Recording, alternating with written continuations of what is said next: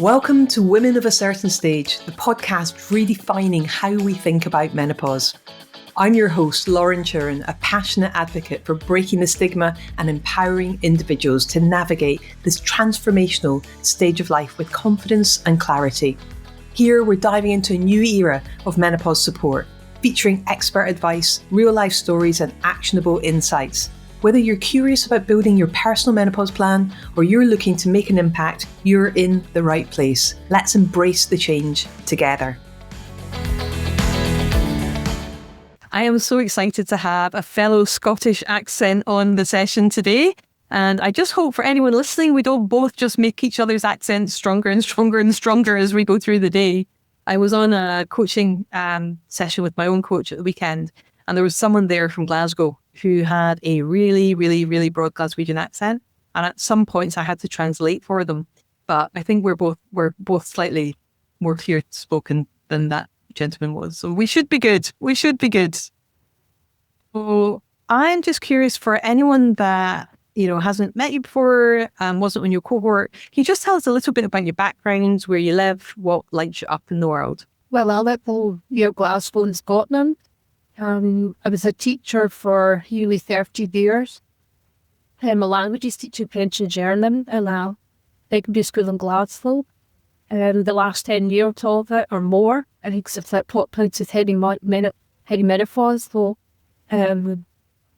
so I had to deal with these menopause symptoms. And as you know, as the menopause, people are learning more about the menopause. It started off as very, very little support. People didn't know what it was, and I didn't know what it was.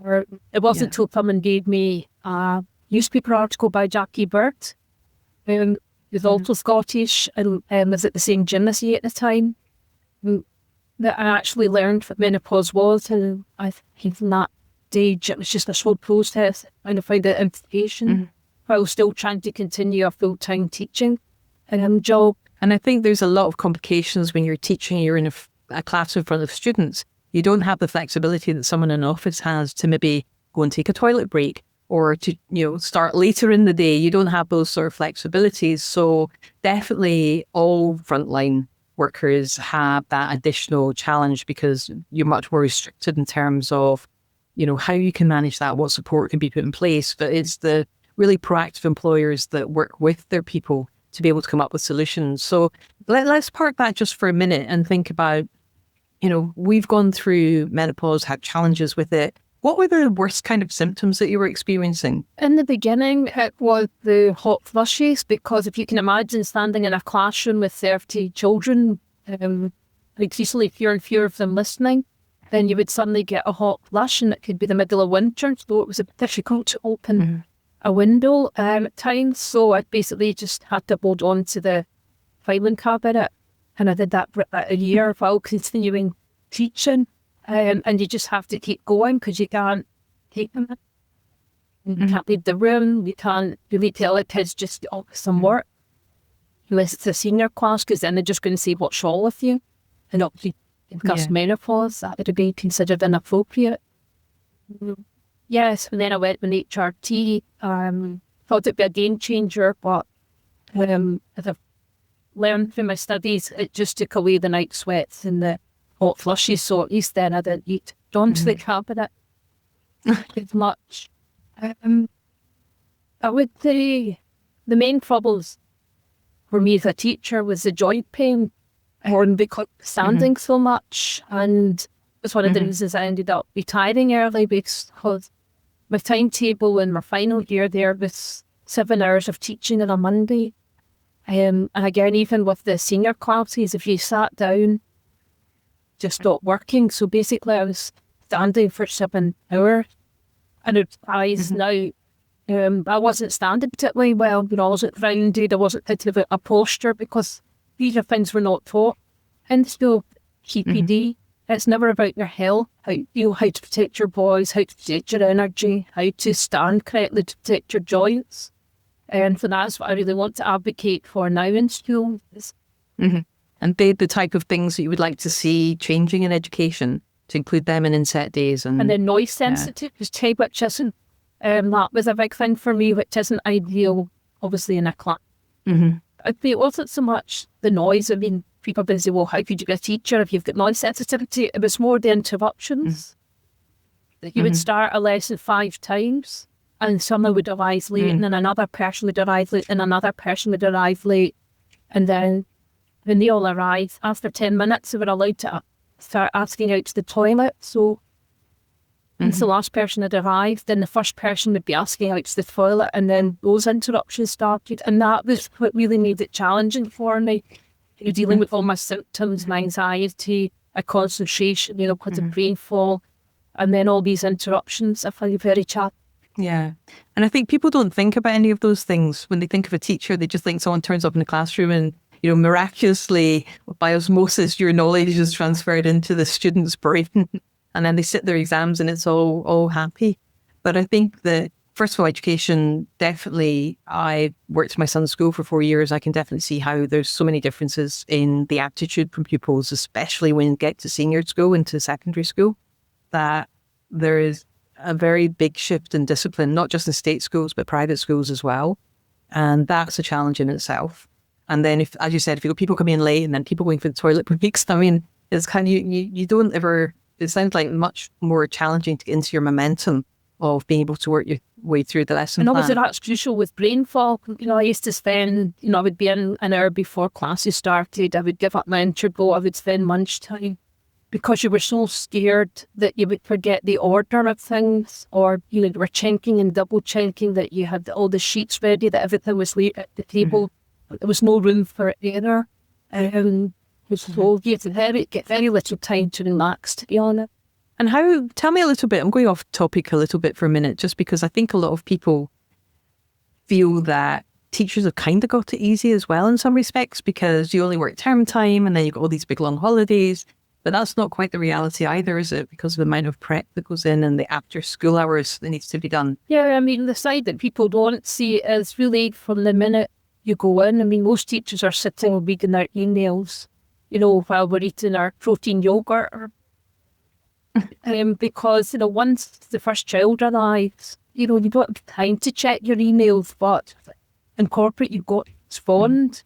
And so we tend to do that in the morning, and then pupils to start to arrive at 8 o'clock. And although they're not meant to come and disturb teachers, the idea is we're meant to have an open door policy. We're there for them, all the time, so that they come and speak to us, Then, like you say, they come at interval, that they've missed at lunchtime.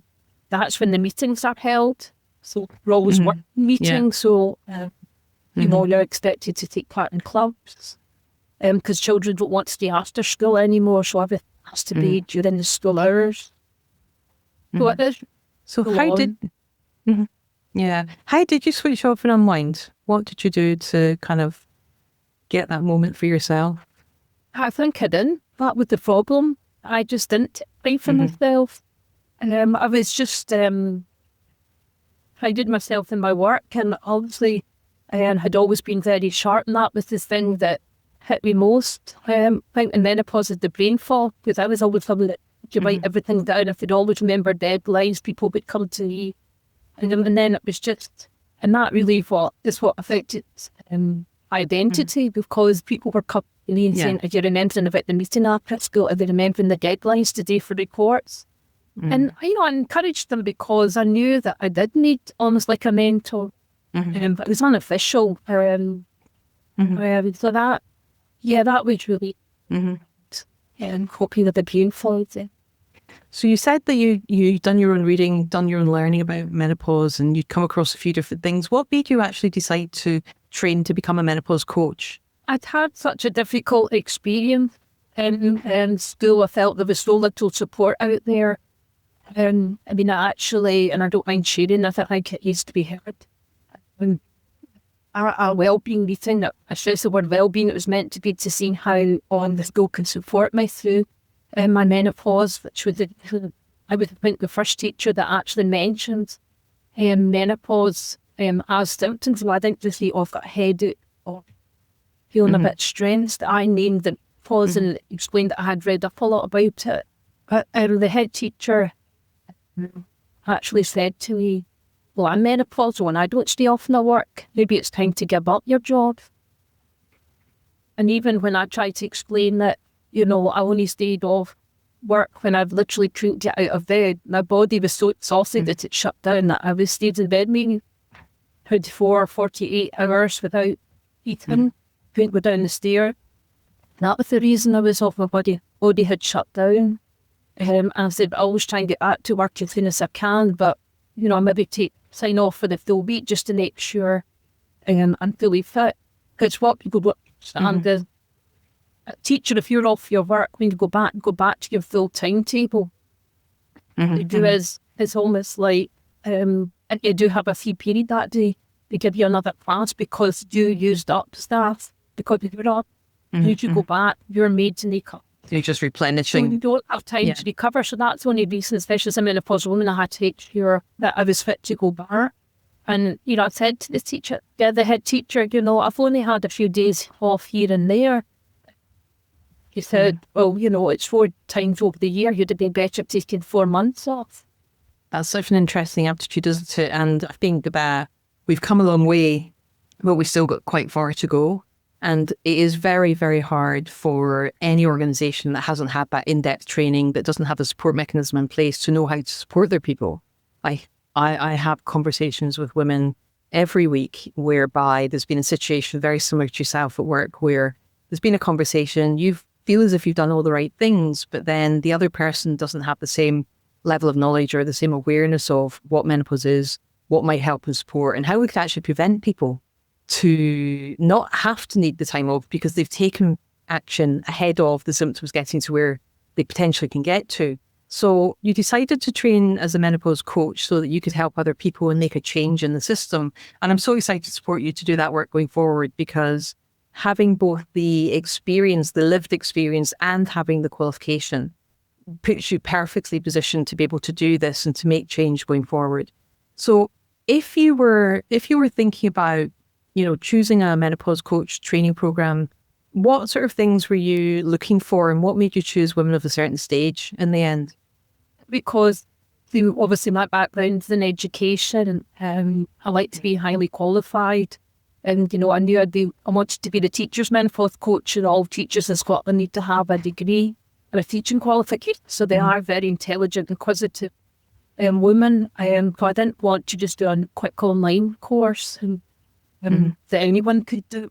You know what I mean? That you could do almost over a weekend. And then obviously women of a certain stage course. The fact that it almost felt like a school, because you attend every day between 2 and 4 for 2 hours, and you were present all the time, answering questions. So it felt like a proper educational setting for proper qualification that I had, earned by, filling in the reflections every week. When not being a teacher, we're also used to reflect on our learning and be able to know that we've taken something from each session.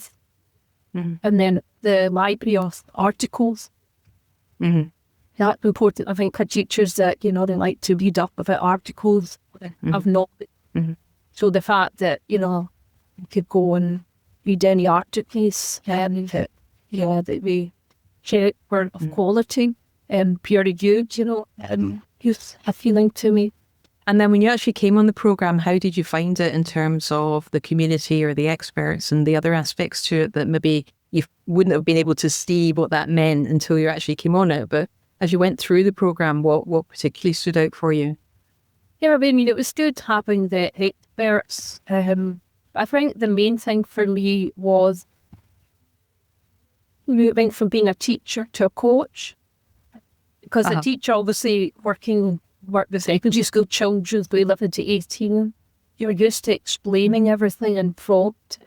And then if they can't answer a question, you always start giving them the answer yourself. So when I moved to coaching, and it's quite strange for me to get used to make the transition to holding a silence, because in a classroom you don't really want to hold. So I think getting used to asking a question and just be clever questioning and just letting the client find their own answer. and just being patient and not filling in the gaps or faulting and not sharing my knowledge, this is what I do or that's what I recommend, because I had done this 30 years. Yeah. And how are you finding that now that you understand the difference between educating and coaching? How do you view that now? Can you see the power in it, or? Work with 3 different teachers now, and each time I'm getting stronger. I would say each session I'm giving less of myself, but some of them, but part of the attraction is because I'm a teacher and I was menopausal in a classroom, so I think they do want to hear my stories. They want to be lectured to it. I find that teachers do ask a lot of questions. They want to be knowledgeable, so they will ask questions about the menopause.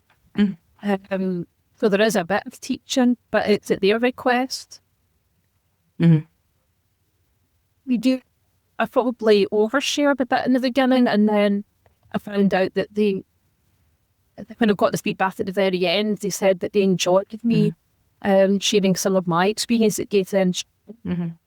It's interesting, isn't it? Because we get to the way I teach it very pure in terms of we're coaching. So we're asking questions, we're making space, we're allowing our clients the time to figure out where they want to go, how they want to create their personal menopause plan.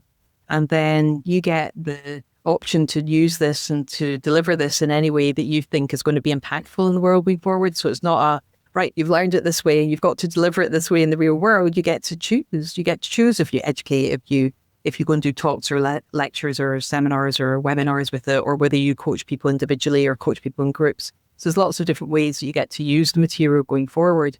So if you think about, how you want to move this material forward, what do you see for yourself over the next 12 to 18 months? Yeah, I mean, at first I thought I would want to change the course a lot. Looking at it now, having been through it 3 times, the only thing I would probably change, well, not change, add to be fair, not change, but add to is in the nutrition. I found that none of them knew about, the protein and carbs, how half your plate should be vegetable, and then a quarter carbs and a quarter protein. Where did you pick that up from? Just all the reading I've been doing and course I've done. Yeah. So, they found that quite useful in among the eating habits, your course, you found, mindful eating. And being more present while you're eating. I mean, they did appreciate that was just as important as what they ate. But I think it's a myth, and I was the same because I've been vegetarian all my life, that I thought because I ate healthily and I exercised every day, why are my symptoms so bad? Because I'm doing everything right. So, that's what I got from most the 3 women, is that I eat healthily. But once we get down and showed them how, eating as a menopausal woman is slightly different from the younger, was the thought, And did you find that people knew what the difference between a carb and a protein and a fat was? I don't know. I mean, they knew the words, to what detail. I don't think they would know about the different types of carbohydrates or the different types of protein, or I said, did you name 10 protein food? I mean, I did turn it into a classroom test. They make a valid point. Not everyone's going to understand that vocabulary. They weren't science teachers or biology teachers or home economics teacher. Yeah. I think because a lot of the people that come through the program, like when I'm teaching the whole menopause coach diploma with all my experts as well, that it's always fascinating to me the level of knowledge that people have got. Some people come in with huge amounts of knowledge about menopause. Some people come in with huge amount of knowledge about strength training or about nutrition, and others come in with very little. And it's always really easy to assume that people have got a similar level of knowledge as ourselves. And the reality is, for some people, no one's ever sat down and said, what does a healthy plate look like? Or what is a protein? Especially if someone's vegetarian, people can often not have real clarity around. Because like you, I was training every day. I was eating what I thought was really healthy, and then wondering why I wasn't sleeping. And my anxiety went through the roof. So, and I knew about, I had nutritional qualification. I just wasn't eating enough fat and I wasn't eating enough protein. And it really transformed. The more I learned about menopause and the more I understood it, that it really transformed how I ate, and it's transformed how I eat now. So I've got protein in every meal because that's what suits me. But everyone's different and everyone's choices going forward, I think, are different as well. So are you still planning on working with education? Is that still part of your plan going forward? What you mean as a teacher? No, with the menopause coaching. Yeah, I'm trying to, I want to work with the actual women rather than the policy. I see so many menopause coaches want to go in and, policies and I know with the action plan for 2027, but the problem in education is, and I've heard a lot of teachers say this, because schools aren't an organisation, it's the authority, the local council, that will be creating the action plan. But you can imagine there's a large number of women and a wide range of laws that policy and that action is going to be made for. And what teachers, because most authorities do have a menopause policy at the moment, it's not advocated, it's not made known to teachers. You ask the average teacher, they would not know it existed, they would know where to find it. But I don't know how it will work in the action plan. But what they're saying is it's not relevant to teachers because teachers leave the classroom. We can wear what we want, and we can choose lighter clothing, whereas in the bay people, you have to wear a uniform, and that's relevant. We can't take toilet breaks when you want. Hey, often I was teaching 3 hours without a toilet break. That has an impact on your hydration because I was too scared to drink water. Because you just cannot leave the classroom, and it would take me 5 minutes or more to go downstairs to the toilet and back. Lack of availability of toilets in the school. It definitely does take a level of rethinking how the timetables are worked and how the support staff are used to be able to enable those types of changes to be put in place. I've worked with a number of schools that have been successfully changing the structure of the day, but it does take a significant shift from, but this is how we've always done it, and there isn't another way. So I think it will be interesting to see how this does go forward. But I think you're right. The reality is that people need someone to work with to support them to create their own personal menopause plan. And the other point that you made about, menopause coaches going in to do policy, that's not the job of a menopause coach. That's the job of a menopause strategist or a menopause trainer or menopause consultant. It's not, I see coaching very much as, helping coach change people's habits, behaviours, how they can more successfully navigate their way through menopause. Whereas I think if you're a menopause trainer and you're going to deliver that type of workplace training, fine. But I still think there's a difference between menopause trainers and menopause coaches, but that's just everyone's got their own way of interpreting. What you mean, I just wanted to find my own niche. I realised that, I don't know for sure, but when the actual plan comes in, it'll be like most things in education, it'll become a checklist.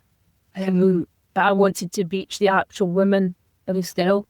Yeah. And also another thing in education, I'm talking from my own experience, but also the women I've spoken to, so I know it's not just one school. There's this feeling, this culture in schools that you've got to keep pushing through and you're not allowed to show signs of weakness. Younger teachers do it because they want promotion. For teachers, unfortunately, in teaching, the pay goes up with age. So menopausal teachers are going to be top of the pay scale. Cost what to young teachers, to new teachers, qualified teachers would cost. So you would think that you would want to keep experienced teachers, but in reality, they would rather have to qualified teachers than an experienced teacher. And in fact, that same head teacher talking about openly said at a meeting that experience counts for nothing. And you can imagine that impact it had on menopausal women struggling with their identity, their purpose, to be told that. And I tried to, when I was in the last school, to try and form a menopause from this group. Now, at what point you don't care about us, we just want to get rid of us. So that was the healing of kind of women in their mid to late 50s.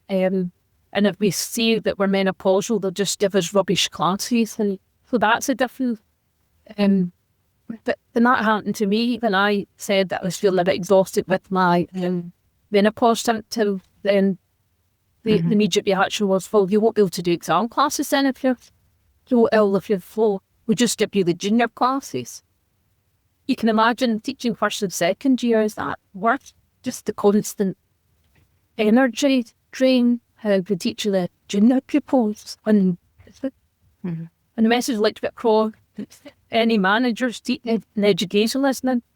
The menopausal woman needs to keep her identity, she needs to keep sense of dignity, because you're losing control of your mind, your body, that's what it feels like, and no one can know what you're feeling inside. So at least, acknowledge your experience, the fact that we've been in teaching. While we can look at our absence attendance rate to see when it started, the absences that you were in your 50s, or maybe a bit younger. But at least realise that taking away our exam classes and dipping us in junior classes is just going to make the symptoms worse. So if we think about for a minute, if we kind of look at this with a different lens and we go, okay, you've trained as a menopause coach now, you understand the menopause plan and the different components that can go into that to help someone manage their symptoms. So if we had a scenario where menopause coaching was available to teachers as they hit their late 30s, early 40s, and they were educated rather than coached, but they were educated on menopause, their managers understood what menopause was and how to put proactive steps in place, and they had menopause coach available, we could technically avoid these absences, right? Because we could then make sure that people have got the tools in their kit bag to identify that they're coming up to or they're in perimenopause. They would know how to create their own personal menopause plan and work with the organisation, work with the educational establishment to be able to create an adaptable plan that enables them to keep on teaching with the right support in place so that they didn't have the absences, and therefore we weren't creating and continuing this cycle whereby once someone became menopausal, they would feel like, I'm not adding any value anymore, I can't do this anymore, and then questioning their identity. So would that scenario feel like something that would have helped prevent you having gone through the experience you did with the school? Yeah, definitely. But another thing is, I've been reading about all the statistics about how many women are leaving their job because of the menopause. But there are no statistics about teachers. Specifically, how many teachers are leaving the profession because of menopause. And in my opinion, I think I was the first woman to talk about menopause symptoms. And because of the ignorance, because people don't realise that the menopause symptoms can last 10, 15 years, that, not like pregnancy 9 months and then you have the baby, And I think in the beginning, my colleagues were tolerant. And then as it went on year after year, and then, you get told you take a tablet, But, I think, the culture change is the first thing for me that, I want to encourage teachers to openly talk about the menopause, not openly with colleagues, first of all, but our line manager, with our wellbeing manager, to, if it is indeed because of menopause symptoms that they're absent, call it a cold, don't call it a headache. I think that's what would with menopause. And if you are thinking of leaving teaching because of the menopause, then make that known rather than just say it's just health generally, or you get stress. Until teachers start naming their symptoms, and as they were talking about the menopause, then we won't know how many teachers are actually sick. Yeah, I think it's interesting because what I often say with organisations who are not menopause savvy, not menopause aware, is that they need to have a look at the number of people that have left the establishment and have a look at the different age brackets. So if we start looking at the 45 to 55-year-old women, is there a spike? Is there a higher number of people leaving age 45 to 55 than there is of any other age group? And if there is, then there is a possible correlation between that and menopause or lack of support during menopause. I think my question was really driving at if we were, like, I get your point that we need people to be naming it before we can fix it, because if we don't name it, then the organisation doesn't know that it's an issue. We know that councils do know, like local authorities do know that this is an issue. and they are ultimately the employer. So it's what do we need to do to get the messaging to cascade through and actually have that impact so that we can make sure that menopausal teaching staff have access to good quality menopause coaches such as yourself. Yeah, I think, like you mentioned, always like preparing for perimenopause, the role to me, teachers, always thinking to the kind of menstrual cycle, girls are warned in advance. I talk at school, I believe now the boys, the big party to it as well, not like the old days where boys were asked to leave the assembly hall. So we are raising awareness, so you're told it's going to happen, what to expect, not to worry, and this is what you do to cope with it. So, I think it would be useful to do something like that regarding menopause. Just to make we're aware of it, even if it's just, what I've done is I've created a poster. I've started sending out to schools in the hope that they put it in a staff area, whether it's the toilet, whether it's in a staff room, very much anymore, which is part of the problem. Just to raise awareness, because I think women are more likely to stop and look at a poster and say, what's this? And then we'll have created outline some of the 12 names of perimenopause, and at least stop them and they think, wait a minute.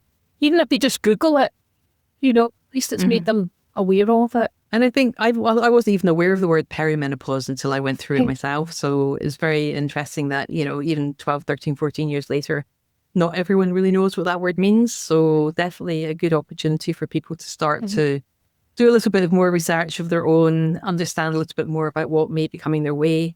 Thankfully, we have got menopause in the education system now in the UK, but it still needs to be more, and we need to be talking about it in more depth with more application. How can we support our mothers? How can we support, maybe in some cases, grandmothers going through menopause? It just depends what's your family dynamics. So is there anything I haven't asked you about today that you would like to add? No, I think I've made my points hopefully quite clearly. I think the teaching environment is very different from any other environment because you're responsible, for children. So there's different pressures, and that's why, I think it's, she said, the unique blend that I offer of having been a teacher and menopausal and now a qualified menopause coach, and that hopefully I can relate to these women. And, I think it's easier when I can say, this is what I did in my classroom. Why don't you try it? And there's a bond there. I think probably there's a bond if you know someone's from the same profession and this education being so unique. And, I think it's good to have someone that's been there and survived. Yeah, I think that's why so many of my coaching clients are from financial services, because that was my background. So it makes sense because you understand the world, you understand the language and the challenges that are in there. What would you say to anybody just now, perhaps a teacher or someone's working as support staff in education that's maybe thinking about training to become a menopause coach? What would you say to someone in that position who's maybe sitting on the fence, not sure? Yeah, no, I would say that, first of all, it's the best way of helping yourself, because you can't help anyone else if you haven't supported yourself. For self-care must come first. And although I did it with the long-term intention of, setting up my own coaching business, I also did it to, learn more about myself. And, the lifelong learner, I'll always be reading about the menopause, trying to find out more about how I can help myself for my long-term health. Because I don't think people realise, the impact. If you don't have severe symptoms, I worry sometimes about the women that don't have severe symptoms, because then realising what's going on in that body, at least with severe symptoms, you're having to address your diet, your exercise, your stress management and everything. So you're reviewing everything so that you can the rest of your life. So I would say, doing the coaching program first for yourself for long-term health, and your friends, children perhaps, so many women out there. Well, all women go through it, so you're going to go to support, and I think that's the biggest thing, is supporting each other. It's such support definitely. out there, it just lightens a huge burden. It really does. Yeah, talking is so valuable. I'm so grateful to you for having made time to connect today, for having been on the Menopause Coach Diploma, and for taking this work into the world to go and help other people. Thank you so much for your time today. Thank you for joining me on Women of a Certain Stage. I hope today's episode inspired you to think differently about menopause and the incredible opportunities this stage of life brings. If you enjoyed this episode, please share it with 3 friends who need to hear this message. Don't forget to like, subscribe, and leave a review. It helps us reach even more people. You can connect with me on LinkedIn at Lauren Turin, or visit our website at womenofacertainstage.com to learn more about menopause coaching, inspiring events, and corporate training. Until next time, let's continue making a difference, one conversation at a time.